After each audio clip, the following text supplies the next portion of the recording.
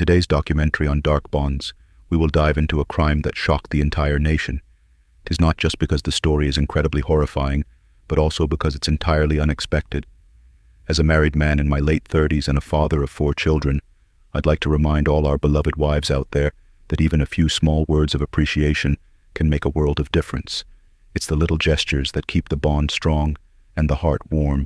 As always, please note that the details of this documentary may include some content that some may find sensitive. Viewer discretion is advised. Finally, don't forget to subscribe to the channel. I have a dream of reaching 1,000 subscribers before Christmas, and you can help me make it happen. Now, let's start our true crime documentary.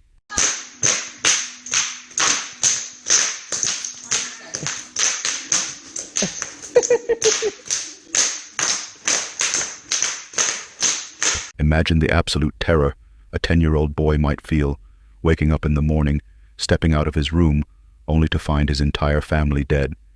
Everyone except him, his father, mother, and 3 older siblings lay motionless in pools of their own blood.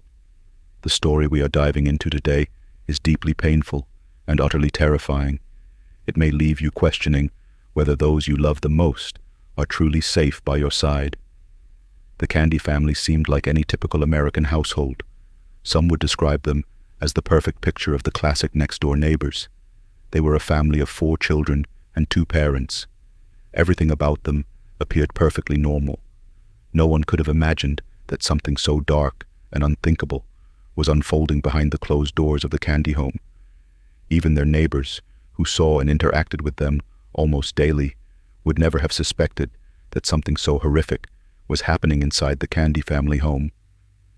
The house stood quietly at the end of their gated neighborhood, blending in like any other, yet behind its walls lurked a darkness no one could have foreseen. The darkest part of this story is that the man who killed his wife and their 3 children before taking his own life was none other than Jonathon Candy. The very person who was supposed to be a husband and father, someone who should have protected, loved, and cared for them, was the same person who ended their lives. Jonathon Candy was a 42-year-old man from Yukon, Oklahoma. He worked part-time at the Paycom Center, one of the largest venues in Yukon, used for hosting various events like concerts and sports tournaments. Basketball season had just begun, and Jonathon spent some of his time working during NBA games. There was a home game for the Oklahoma City Thunder, and everyone in the area was excited to see the championship trophy return to their hometown. Despite his part-time role, Jonathon's jokes and laughter brought life to the venue. Jonathon attended Bishop McGuinness Catholic High School. After graduating, he married his high school sweetheart, Lindsey Terry. Lindsey had grown up in Prague, Oklahoma. She had been a member of her church choir as a young girl and was always full of laughter. Jonathon Candy was the funny, charismatic man who loved cracking jokes and making everyone laugh. Lindsey Terry was the beautiful young woman who loved to laugh and eventually fell for his charm. Their marriage seemed to flourish even after years of being together and raising 4 children. Jonathon and Lindsey appeared to be a happy couple. There were no reports of domestic violence or any kind of abuse. Their children also seemed to live a happy, normal life, like any other American kids. Their Facebook page was filled with pictures of family moments and happy memories. Anyone scrolling through it would think they were just a typical cheerful family. Cookies. Give her another kisses. Another kisses. Jonathon often told friends and relatives that his family and children were his entire world. But on April 22nd, 2024, something unimaginable happened. The youngest son of the Candy family, whose name has been withheld for privacy, Reasons woke up that morning, expecting a day like any other. He had slept peacefully through the night, with a fan pointed at him, drowning out any sounds outside. The only thing he remembered hearing was the smoke alarm going off at some point in the night, but he fell back asleep. Shortly after around 9 a.m., the 10-year-old boy stepped out of his room to find his entire family lying in pools of blood. By 9:30 a.m., he had dialed 911. As you heard the details surrounding this murder-suicide, are just heartbreaking. There's really no other way to put it. McIntyre Law Chopper 4 over the scene yesterday. All 5 members of the family found dead inside their home. Tonight, his voice trembling as he told the operator that everyone in his family was dead. It wasn't long before police arrived at the Candy family home near Southwest 29th Street and Czech Hall Road. Stepping inside, they were met with a scene straight out of a nightmare. It was nothing short of a massacre. Their search of the home revealed 39-year-old Lindsey Candy, shot and killed, along with her 3 children, 18-year-old Dylan Candy, 14-year-old Ethan Candy, and 12-year-old Lucas Candy. The suspected killer, 42-year-old Jonathon Candy, was also found dead from a self-inflicted gunshot wound. The conclusion came quickly. This was a murder-suicide, but the question haunting everyone was why the lone survivor was the 10-year-old boy who made the emergency call. Neighbors on Czech Hall Road noticed the swarm of police cars and ambulances arriving at the house. Confusion and concern spread as they speculated about what could have happened. Further investigation revealed chilling details. Jonathon Candy had allegedly hunted down and killed his wife and 3 of his children, one by one, sparing only the youngest son. Interviews with Oklahoma officials revealed that 2 of the victims were found upstairs, while the other 2 were discovered downstairs. Him want to go through the home, killing the children, but make no mistake about it, what happened in that residence was nothing short of a massacre. Those children were hunted down and killed after the woman was killed. Determined that sometime overnight, the husband and father in the home, Jonathon Candy, became involved in an altercation with his wife, Lindsey. At some point, he armed himself with a gun. He shot her multiple times, killing her. At that point, he systematically went through the home, shooting and killing their children. He had apparently been asleep the whole time. And again, it's unclear why he was left alone. What deepened the mystery was the absence of any signs of a struggle at the crime scene. It's unusual in cases like this for a killer to spare one life while murdering everyone else, including themselves. This begged the question, why did Jonathon leave his youngest son alive? Did he have a moment of clarity at the last second? Or was there something unique about his bond with this child? Sadly, these questions may never be answered, as there's no one left to provide those answers. Relatives of the Candy family understood the gravity of the trauma for the young boy and decided to shield him from any further investigation. For now, the case remains shrouded in mystery. Dr. Joni Johnston, a clinical and forensic psychologist involved in the investigation, admitted she had never encountered a case quite like this, one where a parent kills most of their children but leaves one alive. Friends and neighbors who interacted with Jonathon before the tragedy described him as normal. There was no sign of anything amiss. His co-workers specifically mentioned seeing him at the Thunder versus Pelicans game just hours before the horrific events. There were no apparent warning signs, no evidence of domestic violence, a common thread in many murder-suicide cases. To this day, no one has been able to pinpoint Jonathon's motive. It is speculated that there may have been a heated argument between him and Lindsey on the night of the murders, but no one knows what the fight was about or why Jonathon believed the only way to resolve it was to kill his wife and 3 of their children, one by one. He seemed like a loving, supportive father, so what could possibly drive a man to take the lives of the very people he claimed to love more than anything in the world? Something must have happened to push Jonathon Candy to kill his wife and some of his children before deciding to take his own life as if he wanted to escape from it all. There are many possibilities. One theory suggests he might have killed his wife in a fit of rage during an argument. Then perhaps he felt he couldn't leave his children to face the aftermath or the unbearable truth that their father was a murderer. Investigators are currently exploring whether the family faced any financial crises that could have impacted Jonathon's mental state. Financial struggles often lead to depression, especially for men who feel the pressure of being the provider. Another angle being investigated is whether Jonathon was dealing with undiagnosed mental health issues that he managed to hide from everyone. The stigma surrounding mental health often prevents people from seeking help, and unaddressed problems can lead to devastating outcomes. Depressed men often show signs of irritability and anger rather than sadness. These signs are frequently misunderstood by family and friends, who may not realize they could indicate deeper struggles or suicidal tendencies. It is tragic when people fail to seek help for their mental health at the right time.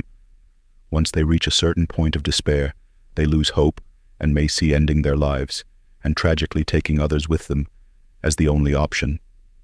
The true motive behind these crimes remains unknown, leaving the case shrouded in mystery.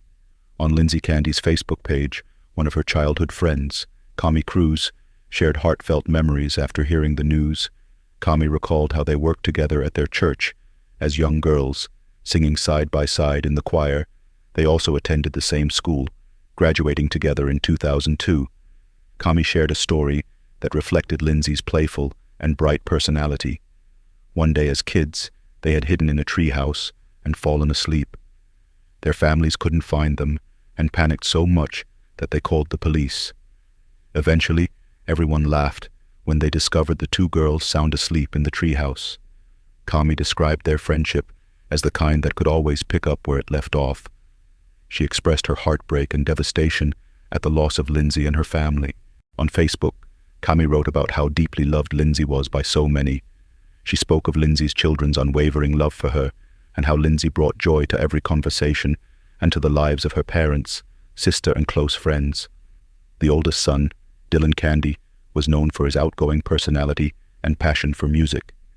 In May 2023, he graduated from Mustang High School.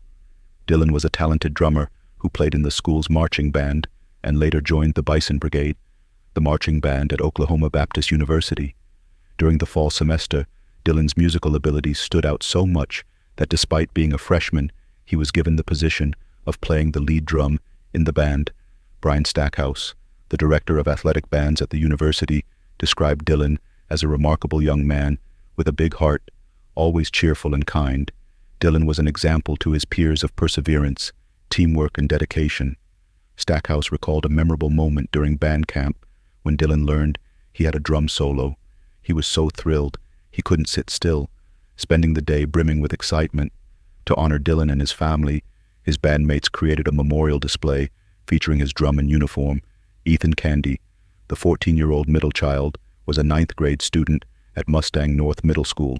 He was known for his energy and exceptional talent in baseball. Ethan's coach, T.J. Armstrong, described him as a naturally gifted and committed player who brought joy and passion to the game. Ethan's infectious smile and inspiring spirit lifted everyone around him. Coach Armstrong, who considered Ethan a best friend to his son, fondly nicknamed him the Sweet Candy Man. Ethan's close friends, Cooper Armstrong and Wyatt Levy, are struggling to cope with his loss. At this point, I just wish the nightmare would be over. I wish it was all a bad dream and that we would wake up and that they would still be here to see it for myself. I kept asking Cooper to please snap and text Ethan, and has he seen Ethan today? Has he talked to him? And I was calling Lindsey and I was messaging Dylan and nobody would respond. They were your all-American family. This is something, I mean, I could live 100,000 lifetimes and never expect this out of that. I could have never imagined that ever in my whole entire life, you know? And I'm still in shock. The youngest victim, Lucas Candy, was 12 years old and a student at Meadowbrook Intermediate School. Lucas was often seen playing on the sidelines during Ethan's football practices. Vibrant, smart, and full of life, Lucas will be remembered as a happy child who loved playing outdoors and making new friends. The most heartbreaking part of this tragic story is that the youngest child and sole survivor of the Candy family will have to grow up with the knowledge that his father killed his entire family. At just 10 years old, he faces a future without his parents or siblings. Alone in the world, his life will forever bear the weight of this unimaginable loss.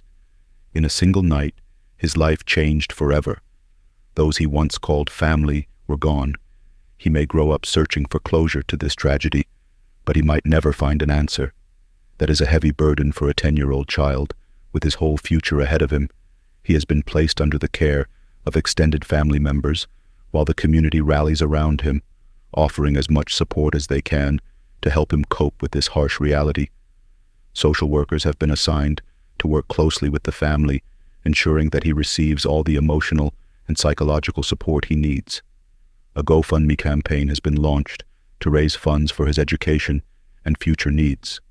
The support so far has been overwhelming and heartfelt, showing the sole survivor and his relatives that they are not alone in this painful time. I will leave the link in description. No one could have predicted such a tragedy, which is why the news was so shocking to those who knew the family. On the local KF station, Jonathon's family released a statement expressing their confusion and grief. They admitted that they have many questions that may never be answered. Everyone who knew the family described them as kind and happy, making their tragic end even harder to comprehend. Investigators are meticulously examining every detail of Jonathon's interactions with friends and family, hoping to uncover any signs of psychological distress. Yet the lack of any prior indications of mental health issues has made finding a clear motive especially frustrating. Authorities are using this case as an opportunity to spread awareness about the importance of seeking help for mental health challenges. They emphasize breaking the stigma around asking for support and encourage open conversations. Jonathon Candy's case highlights how those who seem fine on the surface may be battling unseen struggles. It's a reminder that everyone is dealing with something, and we need to practice empathy and make time to connect with our families and friends to prevent negative emotions from building up. This story reminds me of the tragic case of the Jansen family. In that case, the father, Randy Jansen, took the life of his daughter, who had been suffering from chronic migraines since childhood. He then ended his wife's life to spare her the pain of losing their only daughter. Afterward, he went to his only sister's house and took her life as well, to prevent her from bearing the shame of his actions. Finally, hours after confessing everything, in a Facebook post, Randy ended his own life. In the end, both Randy Jansen and Jonathon Candy were loving fathers and devoted husbands. But when a man feels that he can no longer protect his family, whether financially or emotionally, the situation becomes overwhelmingly complex. I'll leave a link to a documentary about the Jansen family in the video description in case you'd like to watch it. On the other hand, authorities have also offered resources such as support groups and counseling services to anyone struggling to process their feelings or come to terms with the Candy family's tragic loss. This feels like an absolute nightmare, one that everyone wishes they could wake up from. The Candy family was loved by so many and will always remain cherished in the hearts of those who knew them.